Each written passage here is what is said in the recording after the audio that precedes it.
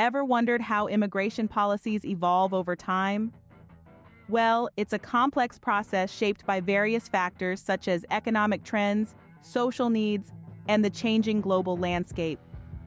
Today, we're diving into the upcoming changes in UK immigration measures, a package designed with the aim of balancing the needs of the nation and those seeking to make the UK their new home. In order to meet the evolving demands of the country, immigration policies continually adapt and refine. The UK government has recently announced a series of new measures designed to align immigration more closely with the nation's economic and social needs. One of the key components of the package is a shift in policy for overseas care workers. It will now be more challenging for these workers to bring dependents, and care firms wishing to sponsor visas will need to be providing services regulated by the Care Quality Commission. This is aimed at ensuring a high standard of care across the sector. The package also includes an increase in the minimum earnings threshold for skilled worker visas. The new threshold is set at £38,700, a significant rise from the previous £26,200. This is in line with the median full-time wage for equivalent jobs in 2023. But don't worry, there are exceptions. Healthcare and social care workers, along with education workers on national pay scale occupations, will be exempt from this high salary threshold. This is to ensure that the care sector and NHS can continue to recruit the staff they need. Another key change is the transformation of the shortage occupation list into the immigration salary list, with an end to the 20% going rate salary discount for shortage occupations. This is part of a broader move to align immigration and salary thresholds. Finally, the minimum income requirement for family visas is set to increase in stages to £38,700. This is to ensure that sponsors can financially support any dependents they bring to the UK. These changes are significant and will shape the future of immigration in the UK. So, whether you're an immigrant or someone interested in the evolving landscape of immigration policies, it's important to stay informed. Stay tuned to understand how these changes might affect you. How are the new measures going to affect overseas care workers? Let's delve into that. The first measure under the new immigration package is set to bring a significant change for overseas care workers. This measure disallows these care workers from bringing dependents with them, a decision that could reshape the dynamics of their personal lives. This is a key change to be aware of, as it directly impacts how these workers plan their journey and life in England. But that's not all there is to it. The measure also requires that social care firms in England who wish to sponsor care worker visas must be providing services regulated by the Care Quality Commission, or CQC. The CQC, for those of you who may not know, is an independent regulator of health and social care in England. It ensures that health and social care services provide people with safe, effective, compassionate, high-quality care. So what does this mean for overseas care workers and the firms they work for? Well, for the care workers, it means that they can only work for firms that meet the quality standards set by the CQC. This is a significant change, ensuring that these workers will be part of an organization that is committed to providing high-quality care services. For the firms, it means they must maintain high standards of care if they want to continue benefiting from the skills and expertise that overseas care workers bring. This measure, therefore, is not just about immigration control, but also about maintaining the quality of care within the health and social care sector.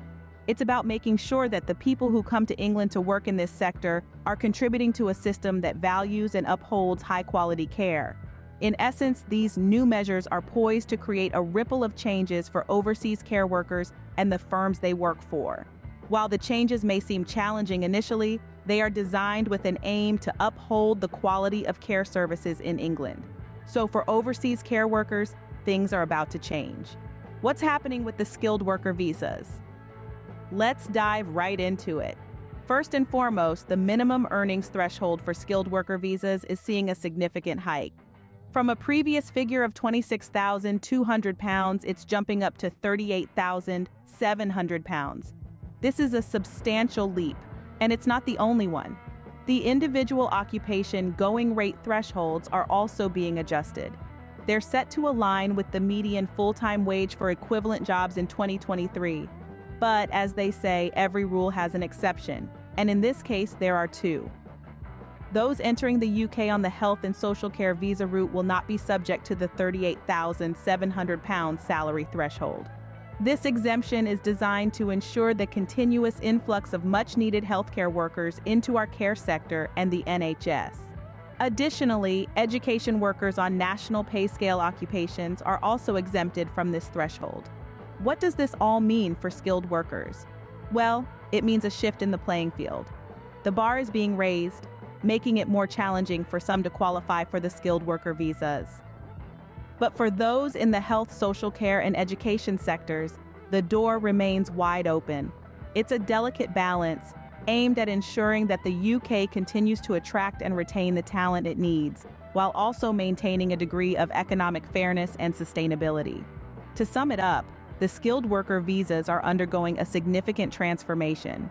With higher salary thresholds and specific exemptions, the landscape for skilled workers is certainly being redefined. But as with any change, the impact will be seen in the long run. It's a story that's still unfolding, with many watching closely to see how it will shape the future of immigration and employment in the UK. These changes are set to redefine the landscape for skilled workers. What's the immigration salary list all about, you may ask?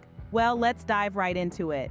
A significant change within the new immigration measures is the transformation of the shortage occupation list into what is now known as the Immigration Salary List, or the ISL. For those unfamiliar with the shortage occupation list, it was a catalog of roles that the UK had a high demand for, but a low supply of workers. Jobs on this list were given a 20% going rate salary discount. However, with the introduction of the ISL, this 20% salary discount will be no more. The new system focuses more on the salaries associated with the roles, rather than the shortage of workers in those particular professions. This means that rather than getting a discount based on the scarcity of workers, the emphasis now is on how much a role earns, bringing a new perspective to the immigration process. The shift to the ISL is not just a simple name change. It is a fundamental reimagining of how we approach immigration, making it more aligned with economic needs. It ensures that immigrants are not just filling gaps in the workforce, but also contributing significantly to the economy. And who will be the judge of this new list? The role of the Migration Advisory Committee, or the MAC, will be instrumental here. The MAC is an independent public body that advises the government on migration issues. They will be responsible for reviewing the composition of the ISL, ensuring it's in line with the increased salary thresholds. This change, like all others, will have its share of pros and cons. It may mean that some professions that were previously on the shortage occupation list may not make the cut for the ISL.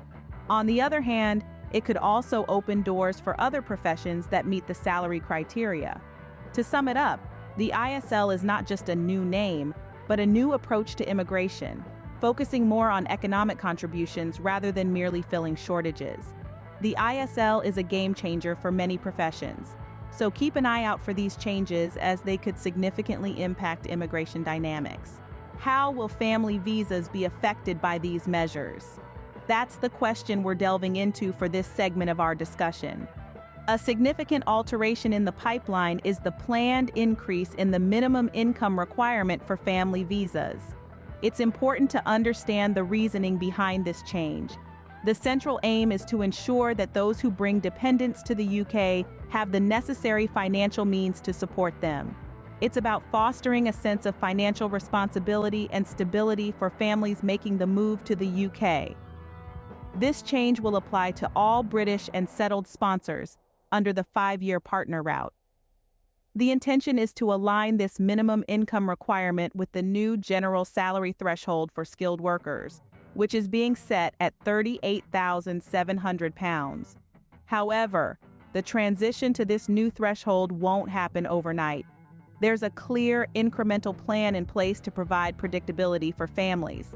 The increase will be implemented in stages, allowing families ample time to prepare and adjust. In spring of 2024, the threshold will be raised to £29,000. This figure represents the 25th percentile of earnings for jobs at the skill level of RQF3.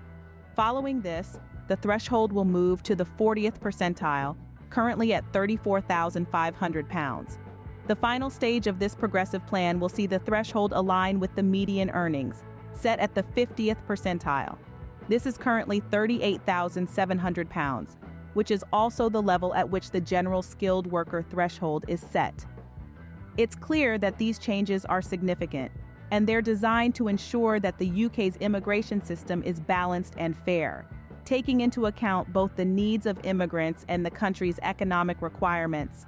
So if you're planning to apply for a family visa, it's crucial to stay informed about these changes and plan accordingly. It's all about ensuring a smoother transition for families making the UK their new home. Family visas are getting a major makeover,